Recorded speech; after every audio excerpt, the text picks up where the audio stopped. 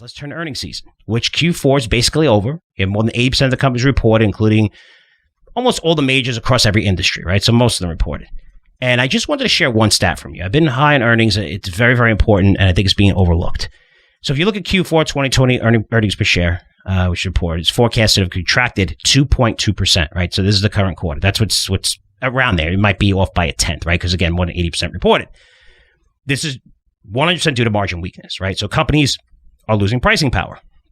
This decline comes on top of the major cost cutting that these firms announced over the last 3 to 6 months. And now they're getting, recognition, and that's what's driving stocks. So everyone, Facebook, they saw Facebook do it, the stock went up 20%. Now all technology companies are drastically cutting back on CapEx. I can explain why that's a big deal and why you should be concerned, right? So all right, cost cutting, that's what Wall Street wants, just like Disney, right?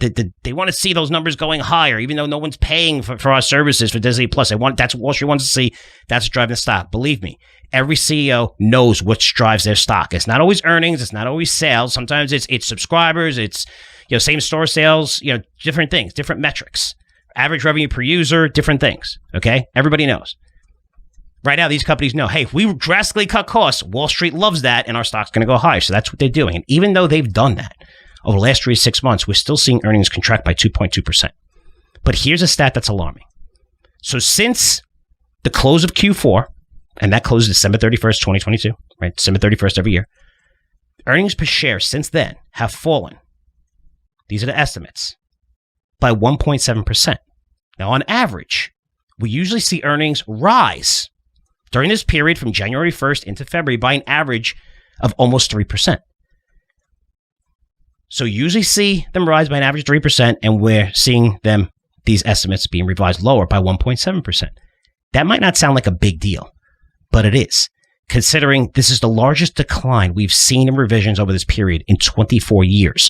So you're looking at 98 quarters, outside of a few exemptions, right? The exception, which is the 2001 recession, when tech stocks fell over 70% through 2002, the financial crisis of 2008, when the markets collapsed over 30%, and then really quick in Q1 2020, during the pandemic, and stocks fell again over 30%. It was the only time periods that we saw this part of earnings being revised this much lower. Usually they go up around 3%. They've been revised down 1.7%. Now, let's look at those periods real quick because they're important. So in 2001, 2002, it was a disaster. Tech stocks fell 70% from the March 2000 peak, but started moving up in 2003. Why did they move up in 2003? If you go back, the Fed drastically lowered short-term rates from 6% to 1% through 2002. So the Fed was there to bail out the markets. Let's look at the financial crisis, 2008, 2009. Markets crashed over 30%, but again, the Fed was there to lower rates to zero and actually invest money for the first time directly into banks and financial institutions like Fannie, Freddie, AIG, backstopping all the bad debts and said, don't worry about all the bad debts, we got them. Merge all the banks, make them even bigger. They're supposed to be, avoid too big to fail. Now they're 3x to 5x bigger than they were back then because they took over all the banks that had bad debts and they backed those bad debts. And those bad debts turned out to be very, very good, especially on the mortgage side as the housing market rebounded tremendously since then. But this helped avoid a global catastrophe where everyone was over-leveraged and the market was crashing globally, the financial system globally, right? They did a good job then. Even though you hated it, they had to do something, and they managed to shore up the system and be there for us. And then we had Q1 2020, which was recently. We all remember the pandemic, lockdowns. Nobody models for 80, 90% revenue declines in 3 months, 4 months. No one in the world does that. So, the markets fell sharply, 30%, only from February into March, right? They quickly reversed. Why? Again, we have that beautiful Fed. Save the day. Awesome. Lowering rates to zero, flooding the markets with liquidity, not hundreds of billions, which was like $450 billion during the credit crisis. No. We're going to go like $11 trillion this time. Over 50% of GDP, and that includes $11 trillion fiscal and monetary stimulus. And we saw the markets reverse higher very, very quickly, which makes sense when you throw that much. Doesn't matter if you have revenue, right? Because you're basically giving money directly to businesses, directly to people, right? You're handing them checks directly. You're not doing it through the banks like you did in 2008, 2009, where they decided, okay, we're still going to look at credit and see who we lend and be conservative on this and whatever. No. They just gave it to everybody and everybody just spent like crazy. And again, we saw this 2020, the market surged in 2020 during the pandemic. It surged. Right? We had the pandemic in 2020, and the market actually took off in 2020. We saw what happened in 2021. The Fed kept the pedal to the floor. Right? So those are those periods. Today, what do we have? Earnings being revised significantly lower.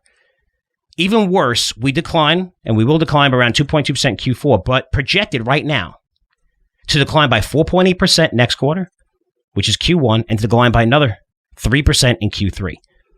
And by the way, each passing month, these numbers are being revised lower and lower, which is not a good sign. To make matters worse, the Fed was able to bail us out the last 3 times we saw massive earnings revisions and massive year-over-year declines. However, the Fed, during this earnings recession, that's what it is. It's a recession in earnings. You're going to have 2, 3, maybe 4 periods of negative earnings year over year. They're not lowering rates or buying bonds in QE, which saved those markets. They're actually still raising rates. They're actually shrinking their balance sheet, which is QT, quantitative tightening. And this is expected to continue at least through the summer, likely into Q3 now this year after this inflation number. This has taken place while inflation is still up 6.4% year over year. And now it's trending in the wrong direction. In the face of this, what do we see? You think the markets will be pulling back sharply? We're not. The most risky stocks, ones that are most heavily shorted. Again, it's very easy to see. It's very easy for algorithms to trigger this stuff because when you short it, you run the cover. As soon as things go higher and higher, they're up, what, 15% plus year to date?